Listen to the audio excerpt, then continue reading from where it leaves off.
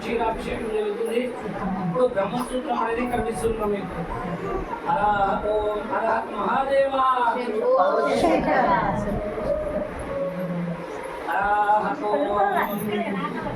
ఆభ్యాయ సమేతే నిష్పదత్వమక్షియం అవావాజస్యాస్తంతే క్షీరేణాశ్నపయామి. ఓం నమో భగవతే రూపాయ నమః నమస్తేష్టాయ నమః క్షీరేణాశ్నపయామి. నమో భగవాన్ విశ్వేశ్వరాయ మహాదేవాయ త్రయంబకాయ త్రిపురాంతకాయ స్వామివారి కృష్ణ సంకల్పం ప్రేమ ఆప్యాయ సమేతే గురువిసజుడమ సంకల్పం అనుకోండి. ఆప్యాయ సమేతే ఉపదంతం విష్ణుం భవావాజస్య సంగతే శ్రీనేనాస్యామి. ఓం నమః శివాయ. ఓం నమః శివాయ. ఓం నమః శివాయ. అందరూ స్వామి వారిని చూస్తూ పలకండి. ఓం నమో భగవతే రుద్రాయ. మంత్రం యొక్క విశిష్ట రుద్రాభిషేకం అవుతుంది కాబట్టి ఏకాగ్రత 5 నిమిషాలు స్వామి వారిని మేము చెప్పే మంత్రం యొక్క విశిష్ట రుద్రాభిషేకం అవుతుంది కాబట్టి మీ సంకల్పాన్ని అనుకుంటూ ఓం నమః శివాయ అంటూ స్వామి వారిని చూస్తూ ఉండండి. ఏకాగ్రత. ఓం నమః శివాయ నమః సాంబాయ నమః అగస్తేశ్వరాయ నమః. ఓం అగ్నిహోత్రాత్మాయ నమః దర్శకోణమనతే వెంకటరమణాయ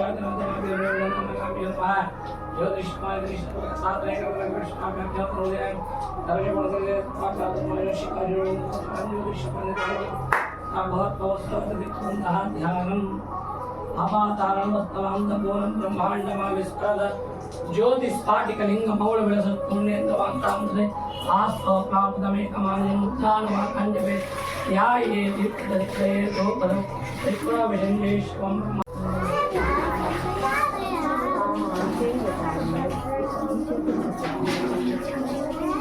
త్రివేణి సంగమ నీళ్లు, ఆ నీళ్లు కూడా మీకు సంరక్షణ చేస్తాము. ఒకసారి త్రివేణి సంగమంకి సంకల్పం అనుకోండి. గంగా భవాని స్వామి వారికి భస్మాభిషేకం అంటే ఎంతో ఇష్టమమ్మ. భస్మాభిషేకం అనంతరము స్వామి వారికి తదుపరి పసుపుతో అభిషేకం అమ్మ. పసుపుతో ఎందుకు చేయాలి మనం అంటే శివ పార్వతులు ఇద్దరు కలిపి అర్ధనారీశ్వరుడు అంటాము. కాబట్టి ఏకకాలంలో పసుపుతో అభిషేకిస్తే శివపార్వతులకు అభిషేకించిన పుణ్య ఫలితం కలుగుతుంది.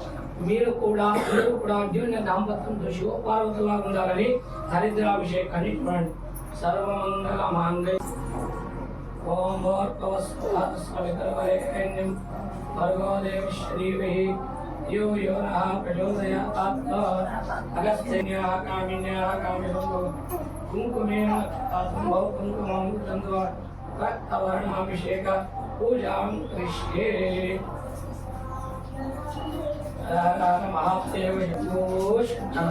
అగస్తేశ్వరాయ నమః. తదుపరి స్వామి వారికి చంద్రంతో అభిషేకం. దంతాద్వారాత్రాం నిత్యవిష్టాం కరిష్యే. ఈశ్వరీం సర్వభూతానాం కామినో శ్రేష్ఠిం శ్రీకృష్ణాం కరిష్యామి. దండోదకృష్ణాం. ఓం నమః శివాయ నమః. చందానులేపనాభిషేక పూజాం కరిష్యే. అభ్యాయ సమేతే నిష్పదత్వమక్షియం